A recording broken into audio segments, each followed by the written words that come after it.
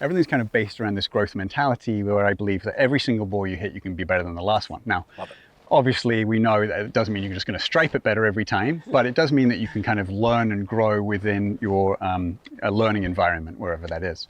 Welcome back to the channel, guys. Kerrod Gray here on the range today at the Madeiras Golf Club in San Diego, California. Standing next to me is Chris Mason. Chris, thanks for coming along, mate. Cheers.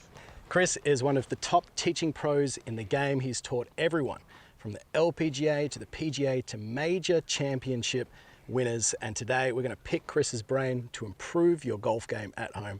We're going to cover a bunch of excellent content. You certainly don't want to miss out on this one. Let's get stuck in.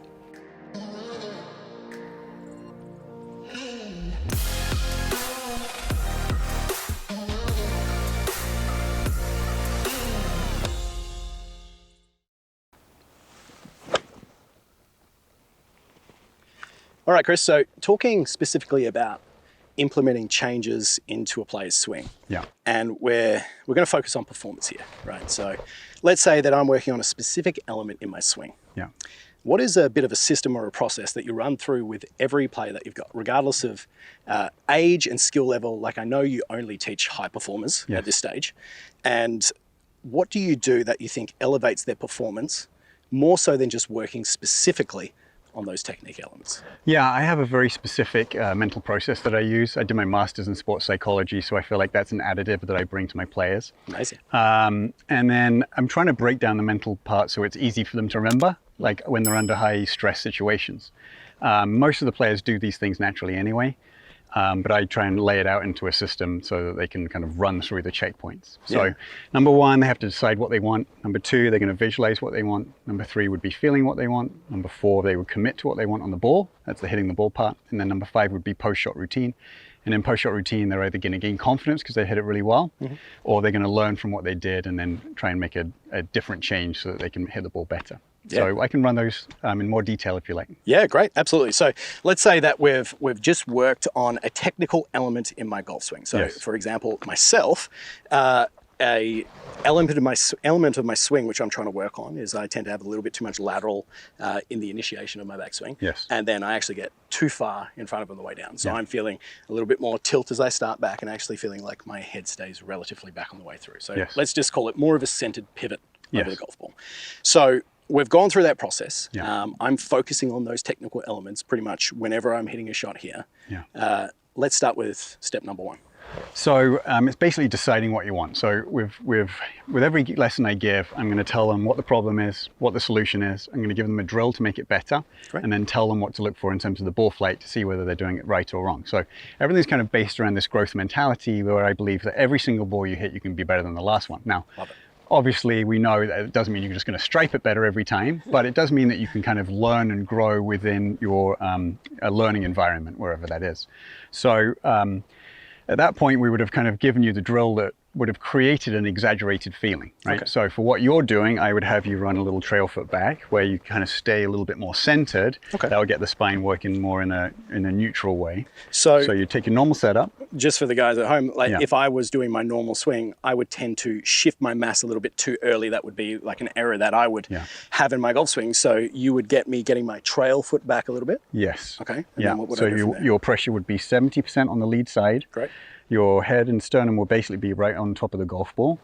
And then from there, you're just turning around that single axis point. So it's a rotary swing around a single axis point. Big body turn. Exactly right. Great.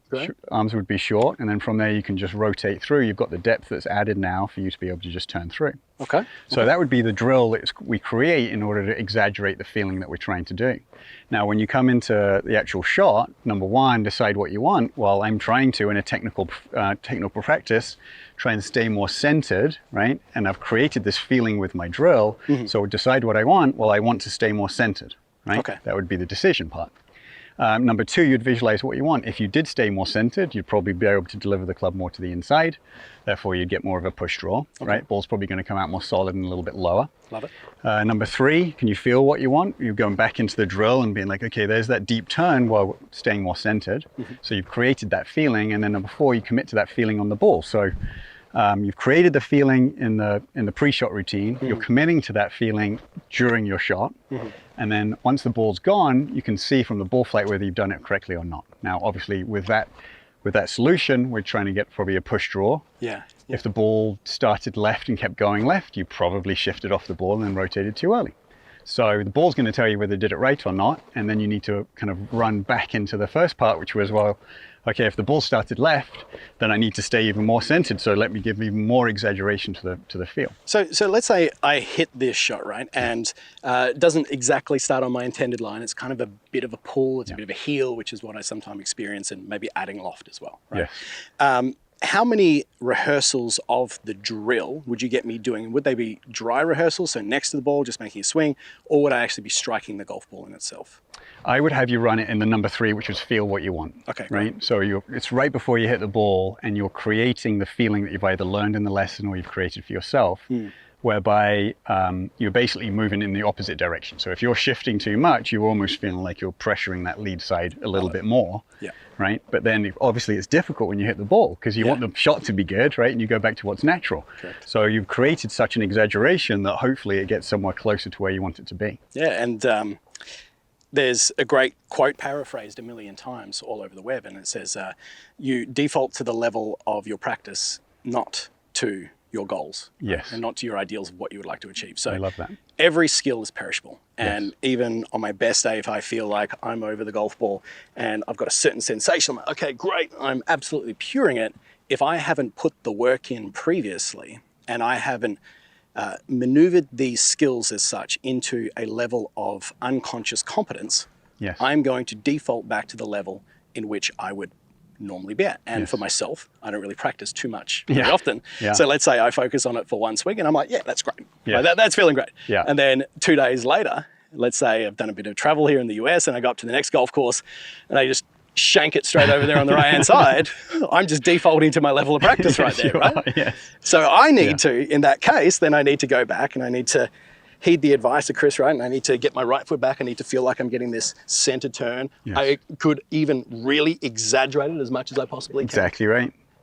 When you're working with your players, how often do you see someone overdo it relative to never doing it enough? Right? I would say very rarely, right? I talk a lot about sort of having this bridge of between technical and performance, right? Like obviously we'd like to be on the side where I'm never thinking about it and I'm just hitting it great all the time. Love it. Right? But a lot of people are like trying to just stay too much in the technical part, but the chances are you're somewhere across the bridge, right? Like you're hopefully closer to the performance part than you are to the technical part, but you need to know where you are.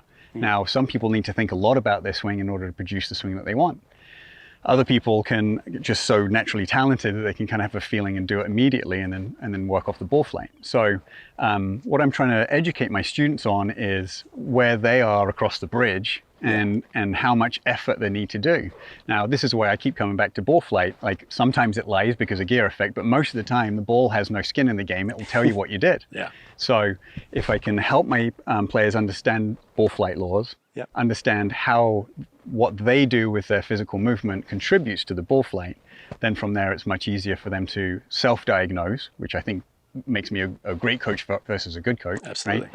And then from there, they can kind of be on their way in terms of knowing, okay, if I've gone too far, the ball's going to do this. Right? So for you, if you stayed too far left, you'd probably start taking too steep a divot. The ball's going to come out too right and too low.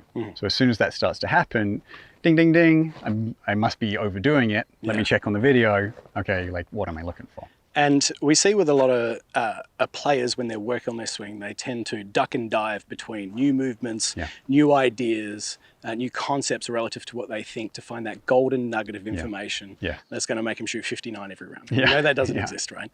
And how often do you find yourself, especially that you teach major champions, PGA Tour players, LPGA players, everyone under the sun, how often would you find that you tend to have to educate the player on the fact that you will probably be working on this for a long time?